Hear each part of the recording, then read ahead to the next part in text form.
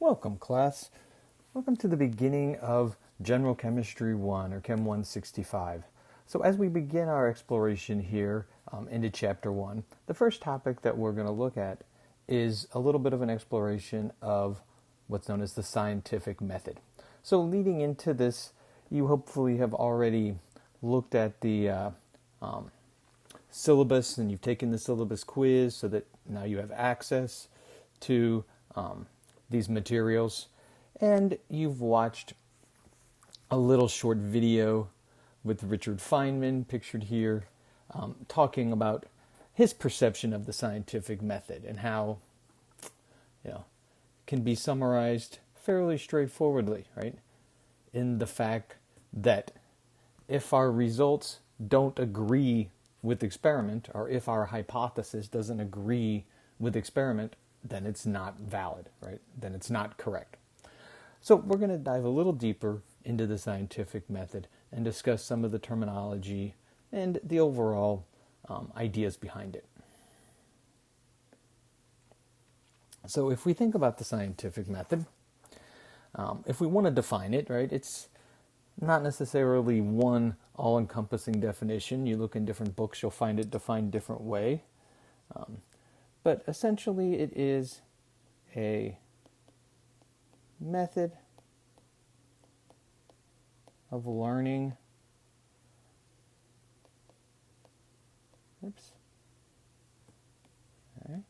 that is based on observation and experimentation.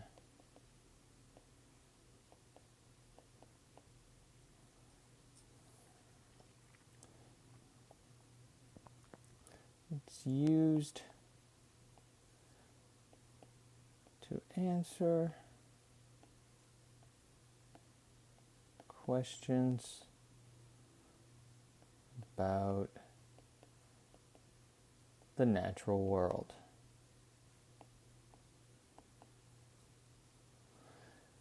It's what we might refer to as an empirical method, right? It's data-driven, it's results, observation-driven, right? And so we don't just come up with ideas and propose them as ideas. We test those ideas by making observations, by running experiments to try to answer these questions. And most typically, what we're looking at is some question about the natural world. So as we go through this, right, typically, and it doesn't always work the same way, but typically there'll be some data, some observation that will spark a question, right? And so we'll get our observation, we'll have our question, and now we set about utilizing the scientific method to try to answer this question. Now, one of the steps that's often not included in here, right, is that before we go running out to come up with a hypothesis or answer it, is that we do a little research, right? One of the tenets of science that we don't always talk about is that we don't need to redo everything that people have done, right? We rely on what's been done in the past. So we do research, right? We look at what's known, what the background is, what things can then help us as we propose our answer to our question,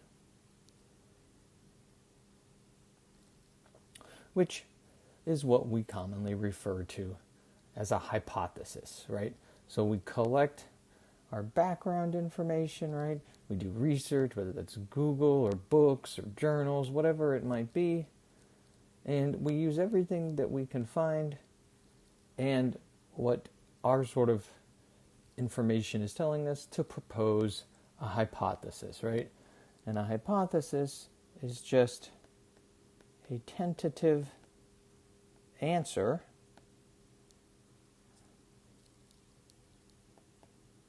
to the question. or as Richard Feynman called it, it's a guess, right? It's based on the best available or what we have, information we have available.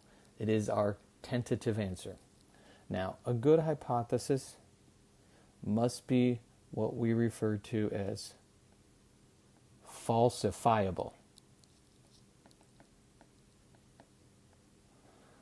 That simply means is that we must be able to prove it right. We must be able to show that it's right or wrong, right? Now, once we have our hypothesis, the next key step is to test our hypothesis, right? This is where running an experiment comes into play.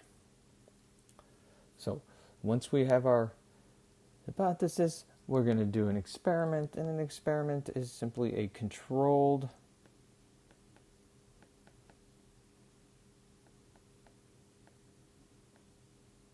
procedure to test our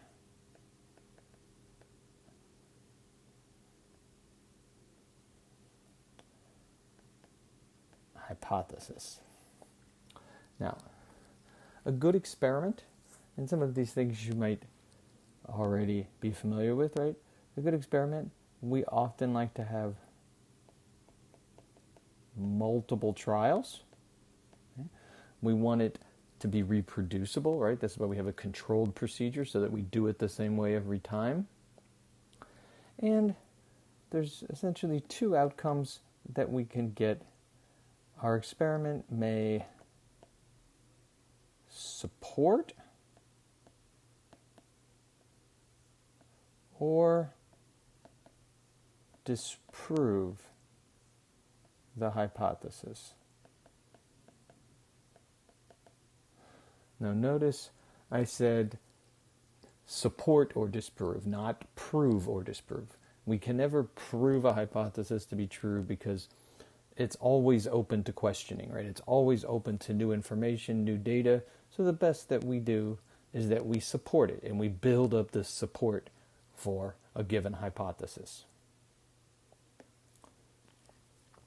So now if we kind of look at the whole picture here, we've run our experiment, we now have our results, and that will either support our hypothesis or disprove our hypothesis.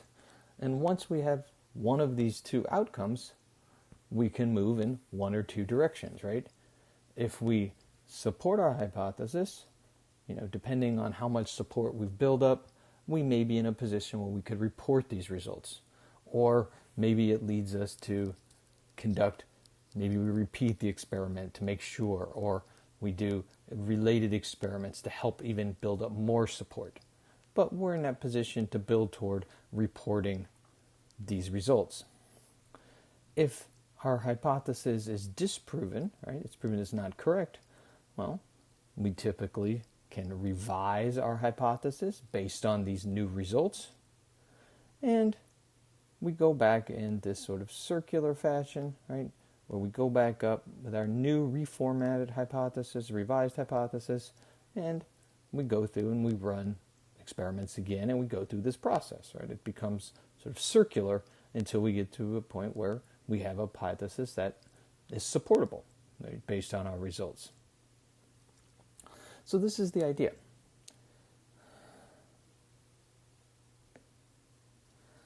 Now, we're going to come back to that idea in just a second, but I want to introduce a couple of terms that often associated with the scientific method, and that is a scientific law and a scientific theory. So a law is very simply a brief statement or equation that summarizes repeated past observations and can be used to predict future ones. So, the scientific law is a very narrow, brief statement or mathematical equation that summarizes results that have been shown to be true over and over and over again. And this becomes a law, right? It becomes quoted, it becomes posted as a law, and then these laws can then be used to predict future outcomes for experiments that are based on that law. So, for example, the law of gravity tells me that if I hold something and drop it, it's going to fall to the ground. That's been shown to be true over and over and over again, summarized by a mathematical equation as well. And I can be pretty confident and predict that if I hold something now and drop it, it's going to again fall to the ground. That's what I mean, but it's a very narrow sort of set of ideas. Now, a theory, on the other hand, combines typically multiple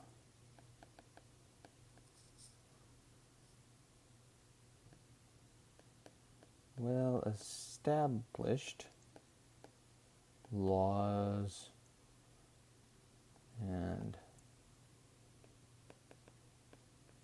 hypotheses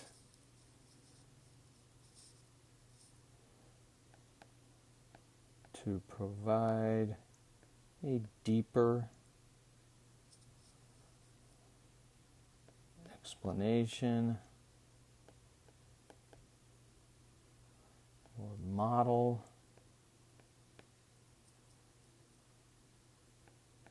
of some aspect of the physical world. Now, so the big difference here is that we're not just have one simple idea. We're combining different ideas from different places, and we're putting these connected ideas together to come up with a bigger picture, right? A model, an explanation to explain some larger aspect of the physical world. So the first one that we come in contact with is atomic theory, right? Where we take this law of conservation of matter and this law of multiple proportions that we'll talk about. And all of these things get combined along with other things to come up with this overarching theory, right? And theories, right, are sort of the pinnacle of scientific knowledge, right? These are sort of the most important ideas that we come up with. And a good theory, right, will predict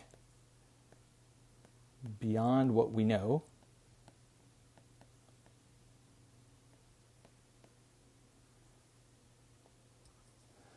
It is just like a law and or a hypothesis, right? It is dynamic, right? It is subject to new information, so it can be modified based on new results, and we'll see this with atomic theory. And just like a hypothesis, it cannot be proven, right? It can only be supported, right? We don't prove things in scientific method, right? We support them. They're always open to question as new data, new results become available. So, if we want to think of an easy way to think about these, a law tells me what, right? Makes no effort to try to explain why, just it's a what statement. What's going to happen? The scientific theory delves in to try to get more into that why, right? Why are these things happening? To try to give a deeper explanation. So if we kind of put all of this into one picture, we get something that looks like this out of your textbook where, you know, we have this input, right? We have all of these observations and results. And based on what we know, we can formulate hypotheses. And these hypotheses are tested by experiments and confirmed and supported or revised. Now, once a hypothesis has been shown over and over again to be true or it's well supported, it may become a law. And again, that law is also subject to confirmation, right? Every time we do something, an experiment that has to do with that law, right? We, make sure that the results are confirming that, right? And laws, again, can get modified. And at some point, people take well-established hypotheses and laws, and they combine them into some sort of theory or model that, again, is always being tested, right? It's always subject to different experiments and to see if that theory still holds up or if it needs to be modified in some way. So hopefully now we have a little bit better understanding of the terms and ideas associated with the scientific method. And we'll be back here next time to start talking and diving into the ideas around matter.